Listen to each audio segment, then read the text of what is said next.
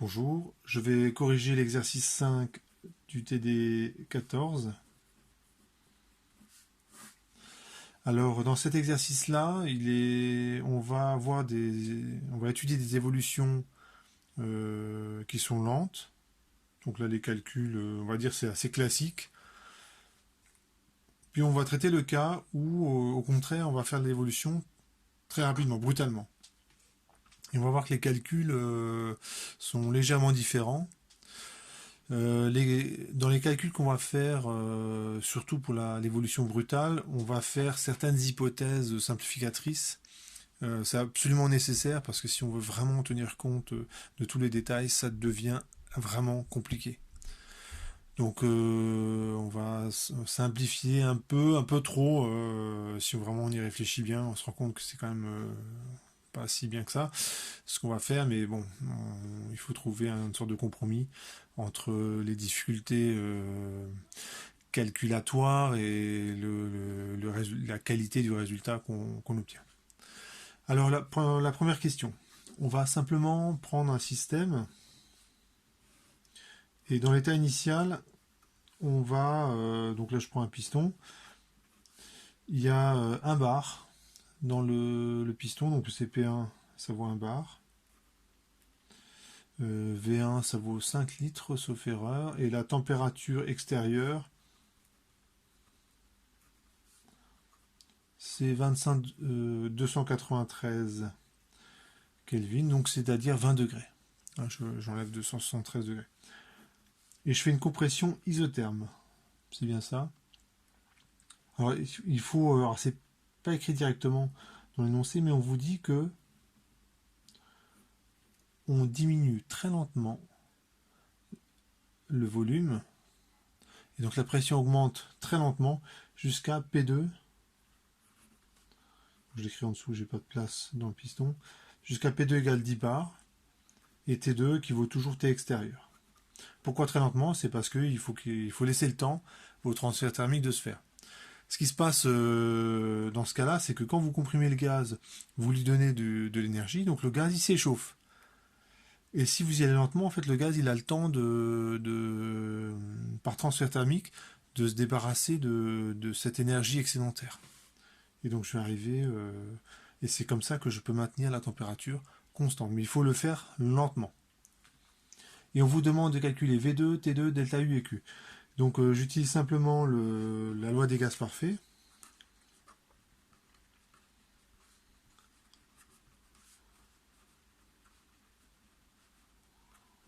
J'utilise la loi des gaz parfaits. Donc en particulier P1V1 égale P2V2. J'ai déjà répondu à une partie de la question, hein, puisque T2 c'était extérieur, puisqu'on autorise les transferts thermiques.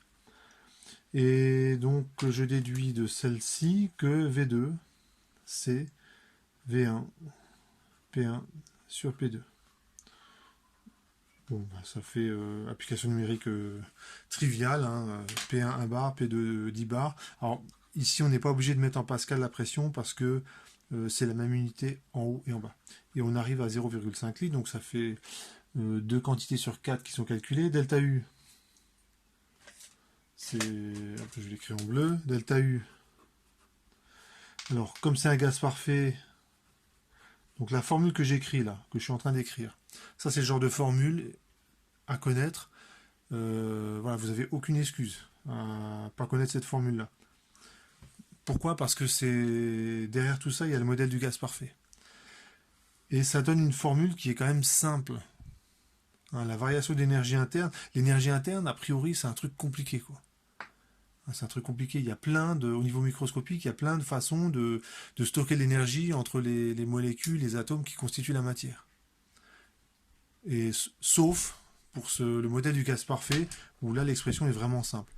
Donc franchement, ça vaut carrément le coup de l'apprendre, cette formule, et de bien la connaître. Et puis aussi savoir un peu d'où elle vient. Hein, donc là, je vous dirige vers le cours pour l'origine de cette formule. Et pour le gaz monoatomique, on va trouver le 1 sur gamma-1, ça va donner 3,5. Pour le gaz diatomique, le 1 sur gamma-1, donc il faut la bonne valeur de gamma, ça fait 5,5. Et ça fait 0. Ça fait 0 parce qu'il n'y a pas de variation de température. Et le transfert thermique, je vais l'écrire en violet. Et ben, transfert thermique, comme je vous expliquais, c'est la partie du transfert d'énergie qui ne se voit pas, qui se fait au niveau microscopique. Mais par contre, d'après le premier principe, en fait, on l'obtient par différence. C'est ce qui manque en fait pour qu'on puisse dire que l'énergie est conservée. Et comme delta U c'est W plus Q, on a ceci. Et comme delta U est nul, ça fait moins W. Et le travail des forces de pression pour une évolution isotherme, c'est quoi? Donc c'est moins l'intégrale de moins P extérieur d de V. Donc ce que vous voyez ici, c'est le travail des forces de pression de l'état initial à l'état final. Comme l'évolution est très lente, P extérieur égale P. Évolution, alors je vais écrire évolution quasi-statique.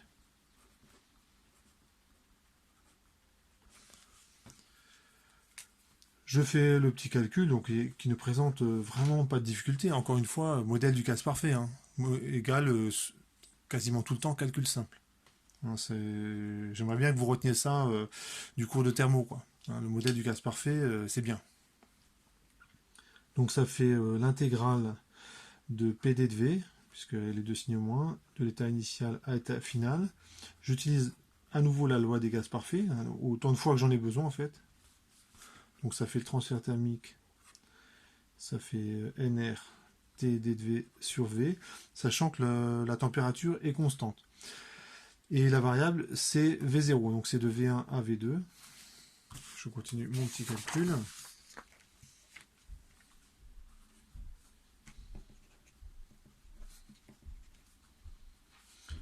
Donc ça fait... je peux sortir le NRT de la parenthèse. Attention, je ne peux le faire. Ça c'est souvent une erreur classique, enfin au début en fait. Le NRT, on peut le sortir, car T est constant. Hein, si je prends une autre transformation, c'est pas du tout vrai, hein, a priori.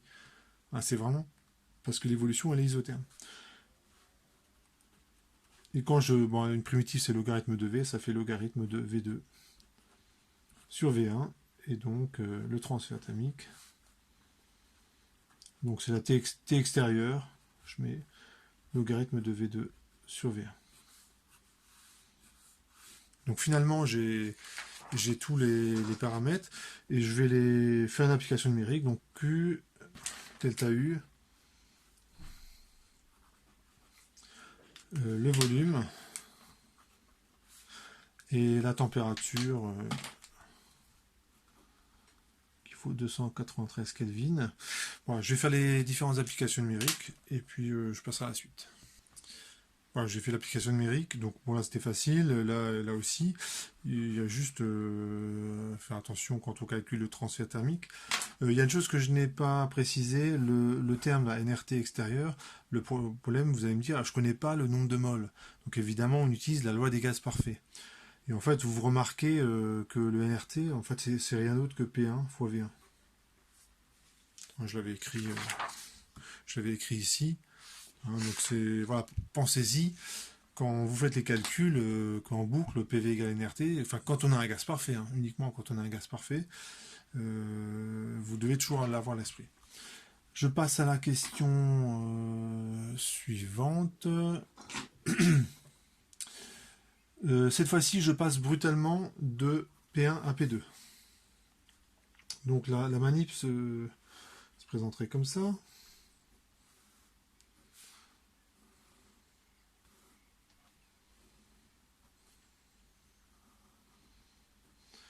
Et pour faire la manipulation brutalement, une solution en fait, qui n'est pas vraiment satisfaisante, je vais vous expliquer ça. C'est vous prenez une masse, pas n'importe laquelle, vous prenez la masse pour qu'il y ait 10 bars à la fin.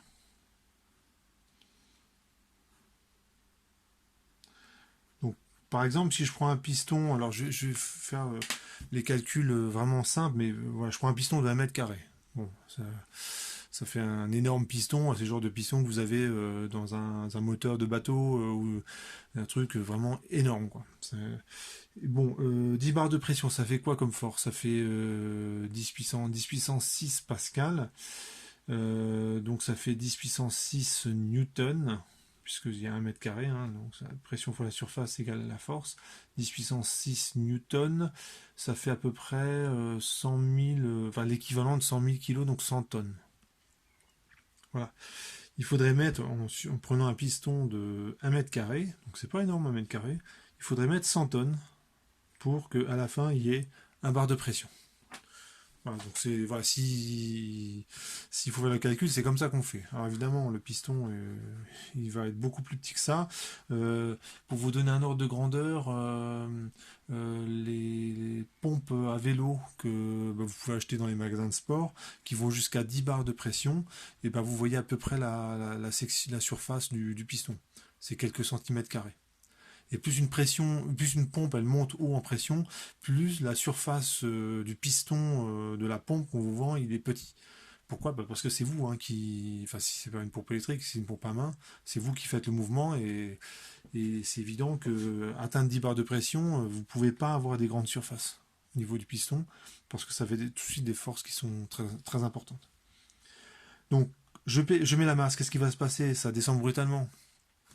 Et entre là et là, l'évolution, elle est complètement irréversible. C'est une évolution brutale. Je mets irréversible. C'est rapide. Enfin, au moins au début, on voit que au début c'est très rapide, la masse elle descend brutalement. Donc ce qui va se passer au début, c'est que le gaz il va chauffer. Forcément, la masse descend d'un coup, donc ça chauffe. Le gaz, ce qu'il fait, comme il est en contact thermique avec l'atmosphère, il se refroidit, donc la masse elle continue à descendre lentement. Et finalement, ce qui est assez curieux, c'est que l'état final, c'est exactement le même que dans la question. C'est-à-dire que vous le faites doucement, vous arrivez à 10 bars de pression, vous le faites rapidement, vous arrivez aussi à 10 bars de pression. Alors ce qui va changer, c'est au niveau du travail et du transfert thermique. Alors ce qu'on va montrer, et là je vais faire quelques hypothèses qui sont pas très correctes, mais l'avantage c'est que avec ces hypothèses-là, les calculs ils seront pas trop compliqués. C'est montrer que le travail qui est reçu par le gaz il est beaucoup plus important que dans le cas précédent. Et donc le transfert thermique, donc toute la chaleur que doit évacuer le gaz, est de fait aussi plus important. Donc c'est ça qu'on va montrer en faisant les calculs. Et ce résultat, il ne doit pas vous étonner. Je vous avais donné l'exemple en cours, si vous avez une voiture qui est en panne et on vous demande de la pousser. Donc si vous la poussez lentement, par exemple la voiture est en panne, il faut juste la garer. On fait quelques mètres et on la met sur une place de parking pour qu'elle ne dérange pas. Et bien si vous le faites doucement, ça va. C'est pas trop fatigant. En gros, vous dépassez pas 1 km/h. On va dire c'est la première situation. Je vais doucement. Je fais les choses lentement. Par contre, si vous devez la même voiture, elle est en panne, mais simplement parce que la batterie est à plat ou je ne sais pas un truc, ça, vous avez déjà dû rencontrer le cas. Et qu'est-ce qu'on fait dans ce cas-là? On recrute un petit peu les gens qui sont là et puis plutôt des gens costauds si possible et puis on se met derrière la voiture, on pousse et puis on la pousse suffisamment vite pour que ça remplace le démarreur. Et donc ça, si vous le faites, vous savez que c'est crevant. Franchement, c'est vraiment fatigant. Et quand vous poussez vraiment fort la voiture, vous atteignez 10-15 km/h maxi. Ça veut dire que quand la voiture est à 15 km/h, c'est-à-dire que dalle, c'est vraiment pour une voiture, c'est rien du tout. Vous êtes déjà, vous fatiguez beaucoup. Donc ce que ça veut dire, c'est que la même transformation, si vous la poussez lentement, vous pouvez la déplacer aussi sur une vingtaine de mètres. Vous vous fatiguez pas beaucoup, et par contre vous faites la même chose rapidement, vous fatiguez beaucoup plus. Le travail que vous devez fournir est beaucoup plus important. Donc là, voilà les calculs qu'on va faire. Donc je vais écrire un truc, et c'est là que c'est pas correct. Je vais commencer par calculer le travail. Alors pourquoi je fais ça? Parce que je sais que je vais en avoir besoin. Je vais l'écrire, ouais, je vais l'écrire en noir. Le travail, c'est l'intégrale de moins P extérieur dV. Ici, vous reconnaissez le travail élémentaire des forces de pression entre l'état initial et l'état final. Cette formule, vous pouvez l'écrire les yeux fermés, hein, celle-ci. Moins P extérieur dV, ça c'est une formule, vous n'allez pas faire d'erreur en l'écrivant. Pourquoi? Parce que la pression extérieure, elle est bien définie. Elle va dépendre par exemple de l'opérateur. Ainsi qu'il lui va contrôler le mouvement, il sait exactement la force qu'il exerce sur le piston. Il met un capteur par exemple, et le P extérieur, ce serait simplement cette force divisée par la surface. Donc voilà un paramètre qui est tout le temps défini, qui est bien défini. Même si la pression dans le système, elle n'est pas définie. C'est ça qui est dit dans cette petite formule qui a l'air de rien. Donc, faites que, voilà, j'attire quand même votre attention. Hein. En thermodynamique, des fois on écrit des trucs, ça a l'air super simple, ça peut l'air très compliqué, mais il faut quand même faire attention. Et je ne peux pas écrire que P extérieur égale P. Ça, je ne peux pas l'écrire. C'est parce que la pression est certainement pas définie au cours de la transformation. Et c'est là que je fais une approximation. Je dis que P extérieur, ça vaut P2. Ça veut dire que dès le départ, en mettant la masse sur le piston, j'impose d'emblée une pression de 10 bars. Donc finalement, le système, il se débrouille avec ça. C'est assez violent finalement d'imposer 10 bars d'un coup. Donc c'est pour ça que le piston il descend très rapidement. Et c'est là quand j'écris ça, en fait c'est pas vrai. C'est-à-dire que quand j'écris ça, c'est pas vrai, mais je vais quand même faire les calculs avec ça parce que sinon on s'en sort pas. Pourquoi? Parce que lorsque lorsque le piston descend, que la masse descend, en fait, elle appuie moins fort sur le piston. Hein, imaginez, c'est quasiment un mouvement de chute libre. Et ben, à la limite, lorsque la masse se déplace quasiment comme un mouvement de chute libre, elle appuie quasiment plus sur le piston.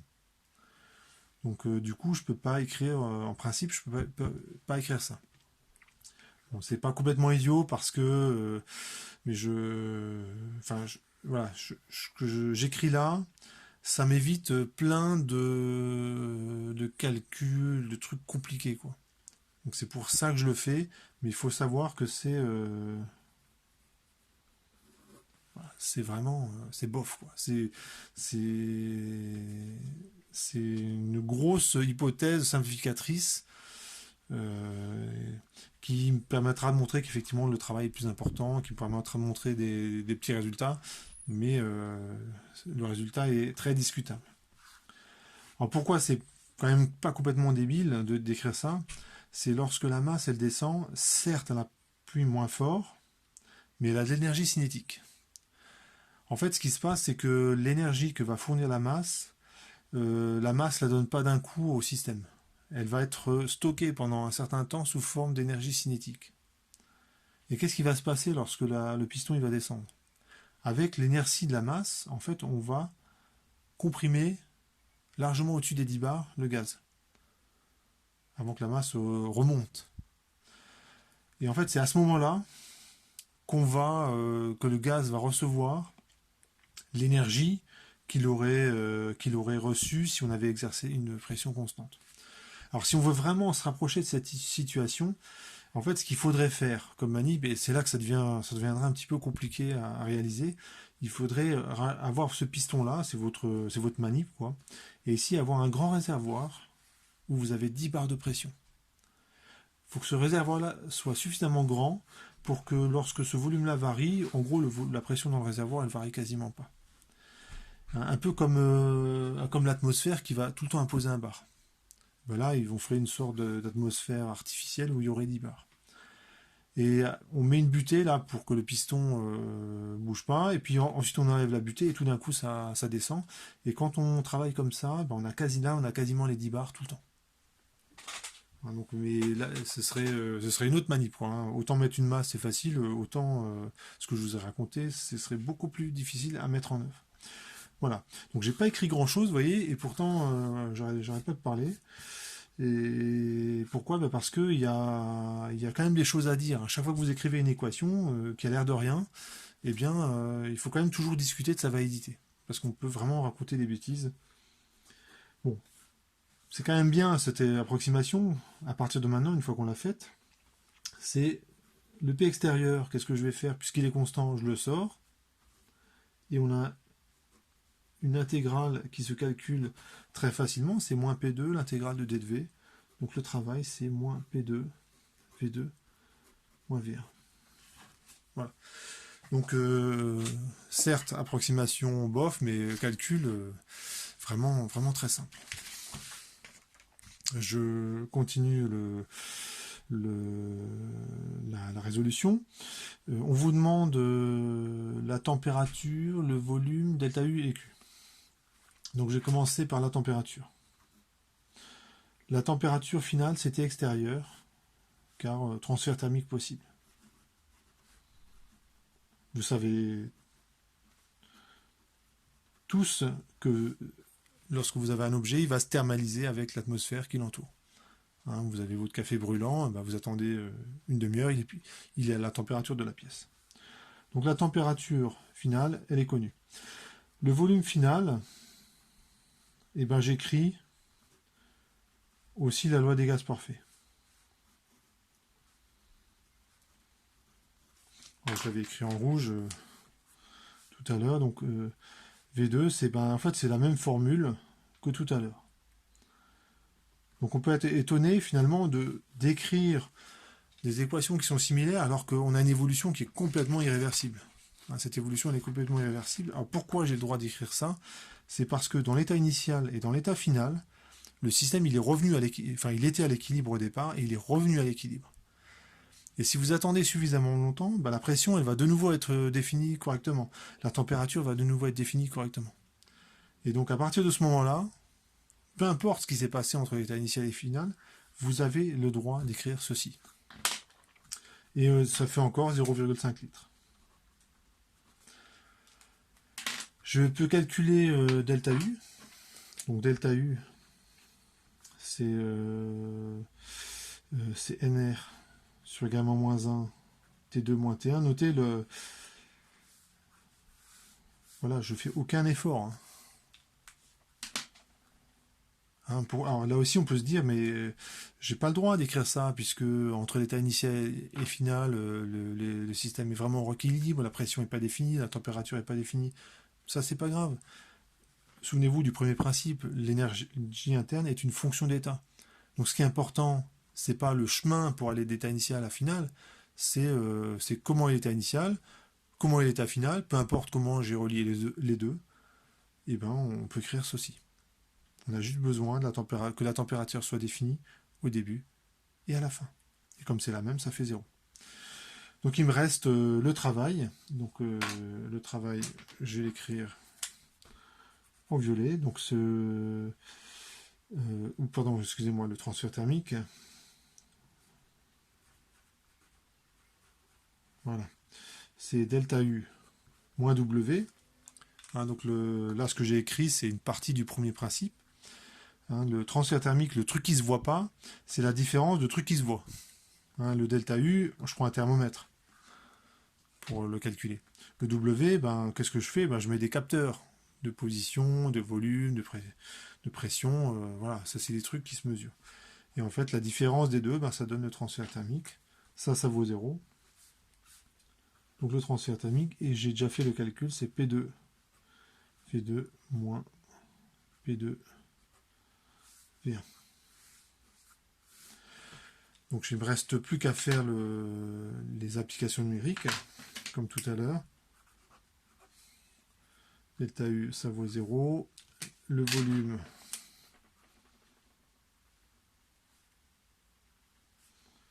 c'est 0,5 litres. Je me rends compte que j'ai fait une petite erreur. Là, c'est pas V1, mais c'est V2. C'est la question 1.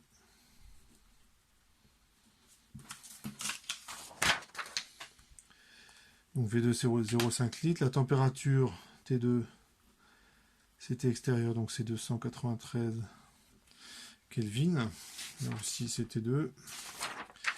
Et le transfert thermique, je vais faire l'application numérique. Voilà, j'ai fait l'application numérique et donc voilà. Ce qu'il faut regarder, c'est ici, le transfert thermique, c'est 4500 joules. Ah, tout à l'heure, c'était à peu près 1000 joules qui est sorti du système. Donc en gros, quand vous y allez comme un bourrin, c'est-à-dire que vous comprimez vraiment brutalement votre gaz, et bien en gros, vous y mettez quasiment 4 fois plus non pas quasiment, vous mettez 4 fois plus d'énergie, vous fatiguez 4 fois plus. Hein, et donc forcément, le gaz qui a reçu 4 fois plus d'énergie par travail, eh ben, il faut qu'il se débarrasse de cette énergie sous forme de transfert thermique, et ça donne ça. Donc ça c'est pour les questions 1 et 2. Dans une deuxième vidéo, ce que je vais faire, c'est considérer le cas où le piston est cette fois-ci calorifugé. Donc cette fois-ci, le gaz ne pourra plus se débarrasser de toute l'énergie, enfin ne pourra plus se débarrasser par transfert thermique de toute l'énergie qu'on va lui donner.